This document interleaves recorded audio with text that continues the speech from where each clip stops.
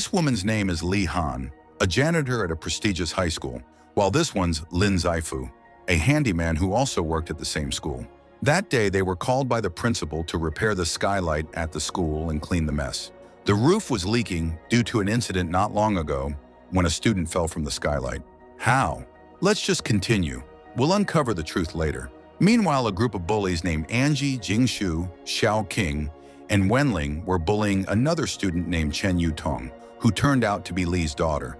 She was mute since birth, and since her father's death, her family lived in poverty, completely different from Angie, who was the principal's daughter. The other kids, even the security guard, were afraid of her. Their bullying towards Yutong had gone too far.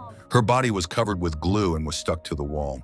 Her mouth was scraped with the handle of a brush, and her face was smeared with glue. Oh, they scream like storms that rage, but I am calm, an unwritten page. Their voices fade, I hear the ground, a softer world where I am found. I speak in whispers the world can't hear, a language woven from pain and fear. Though they call me broken, I am whole.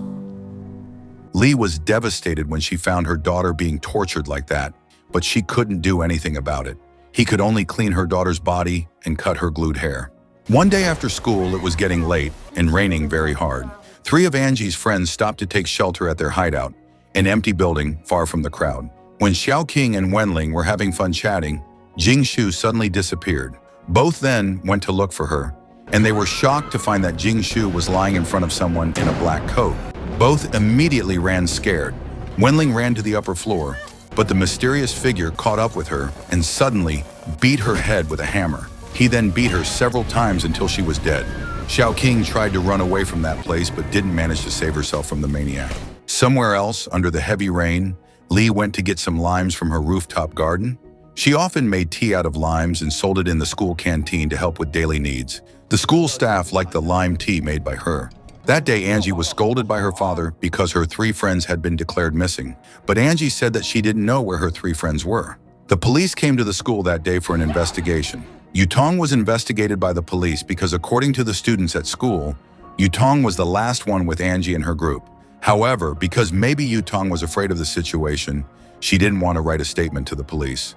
After school, during the heavy rain, Xiao King's mother was seen looking for her child's whereabouts. He also asked Lee about her daughter, but of course, Lee didn't know where Xiao King was. After arriving home, Lee saw that a new occupant had just moved. It was Zaifu, the handyman from school. After fixing a leak in her rented house, Lee went to get some lime from the garden. She put on a black coat and left. Angie got a message from Xiao King telling her to meet in a broken-down bus near their hideout. She believed it, not knowing that her friends had been killed and the one who messaged her was probably the murderer. Later, while Angie was waiting for Xiao King at the bus, the mysterious figure in a black coat showed up and attacked her. At that school, a teacher named Mr. Fang was about to move to a new school. After moving his belongings, Mr. Fang left with the school bus, accompanied by Zaifu. It was revealed that Mr. Fang helped Zaifu get the job at that school. That day, the school was about to hold a fundraiser event to help flood victims from a year ago. Before the event started, the principal took his phone and called his daughter, who was nowhere to be found. During the event, Lee was cleaning the skylight when she saw an empty seat among the special needs students. She realized something and immediately left from there. The principal was invited to the stage to give a speech. When he pulled out the confetti over the stage, as soon as the confetti was opened, a body fell and hung above him. The body was Angie, his daughter. All the students scattered and ran here and there.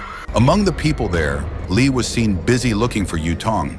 She went to the class, but there was no one there. She then went home to check, but Yutong wasn't there too. She then remembered someone in a black coat and a mask she saw in her garden 2 days ago when she was picking some lime.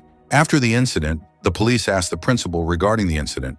The principal said that for a couple of days, some students and teachers had seen someone in a black coat enter the school grounds and recorded the situation there. After that, he mentioned Zaifu.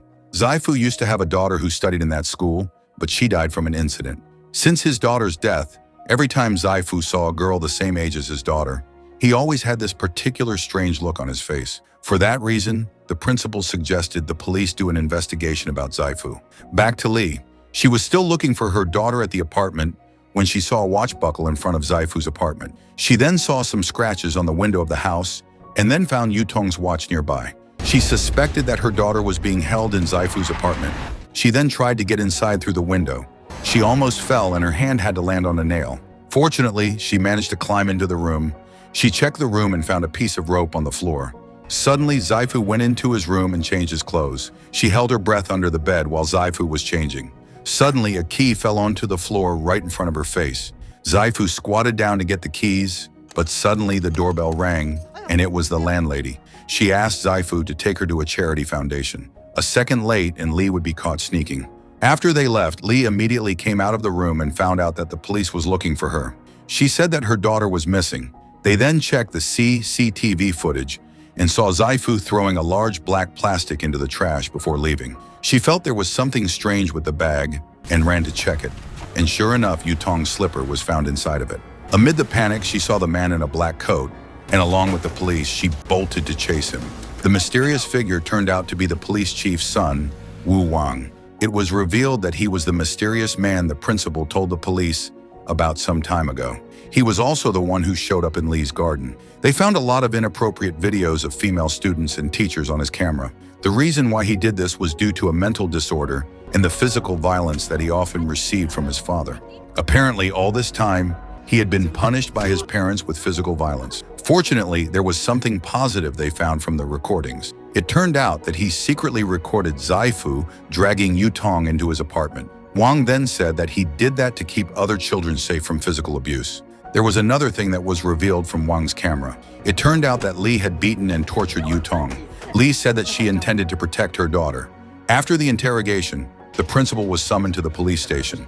At that moment, Lee saw that the principal was holding the same key that Zaifu dropped when she infiltrated his apartment. Lee then asked about it to the principal. The principal said that the key was the key to the art room in the school, but the room was no longer used because there was no money to renovate it. After finding out about this, Lee ran away from the police station using a police car straight to the art room, a place far from the school building. After arriving there, she saw a dog eating something from a black plastic bag in the yard, and how shocking it was when she saw the contents of the plastic. It was Angie's friend's severed heads. Soon after, Zaifu came to that place with the landlady that he tied inside the car. He then opened the door and looked up at the sky. This was where the fact was revealed. Huijun, Zaifu's daughter, was a friend of Yutong. One day on Huijun's birthday, on the roof of the school building, Angie and her friends forced her to wear a crown made from thorns until her head was bleeding. Not only that, they also cut her hair, put it in a bottle of water, and forced her to drink it. They did all this while being recorded. Shortly after, Yutong came with scissors in her hand, intending to help Huijun, but then Lee came and stopped her from helping her friend. There was CCTV in that place, so Lee told Yutong to let what happened instead, because even if they stopped Angie, the principal wouldn't let them get away easily. That was the reason why Lee hit Yutong after they arrived home later that day. She didn't want Yutong to deal with the principal's daughter because she could be fired from her job.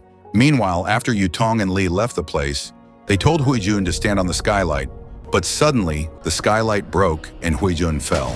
Angie and her friends ran in panic, and they accidentally dropped the phone they were using to record their doings to Huijun. Zaifu later somehow found the phone in Huijun's locker. That was how Zaifu was able to send a message to Angie. The murderer of Angie's 3 friends was also definitely him. He killed the 4 of them Thor's style. Back to the art room. Zaifu went inside with a hammer in his hands, and there Mr. Fang was tied up. He took Mr. Fang there the day he was transferred to another school. The reason behind his kidnapping was once again related to the death of Huijun. The day Huijun fell from the skylight, Mr. Fang was the first to approach her, and at that moment he saw Angie and her 3 friends on the skylight. The principal realized that, so he told Mr. Fang to shut his mouth. They said that the CCTV was broken that day and told Zaifu the incident was Huijun trying to end her life. Another crooked fact was revealed. After Huijun's death, the principal bribed the police chief to cover the fact that his daughter and her friends were the reason behind it. No wonder there was so much damage in the school they couldn't repair, all to cover her daughter's crime. When Zaifu shouted emotionally at Mr. Fang for what he had done, Lee, who had been hiding in the room, suddenly appeared and hit Zaifu in the back with a wooden block, but she was weaker and got beaten easily. Before she fainted, Zaifu told her that he wasn't the one behind her daughter's missing. After knocking out Li, Zaifu brought Mr. Fang to his car, and when he checked, he saw that the landlady was freed from her tie. She was hiding under the stairs. After Zaifu left, the landlady came in and helped Li. They then chased Zaifu's car, but due to the high speed on the road, both their cars crashed.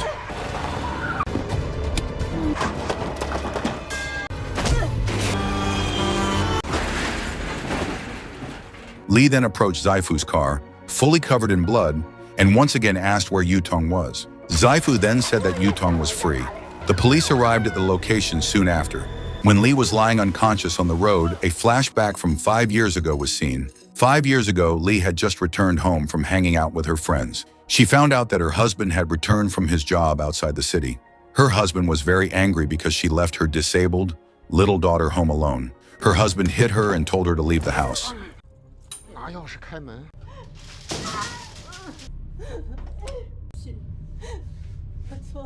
Back to the present. Zaifu arrived at the police station. Journalists and people flocked to see him. The police interrogated him, asking him where Yutong was. Zaifu said that Yutong was in the garden in front of Li's house. The police rushed to search there. After the police dug up, they instead found the skull of an adult man. The police then asked Zaifu about Yutong's whereabouts, to which Zaifu answered by saying that Yutong had been freed.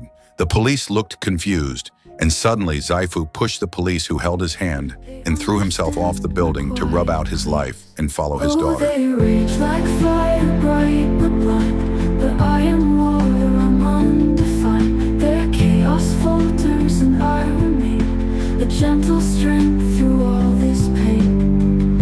I speak in whispers the world can't hear. A language woven from pain and fear.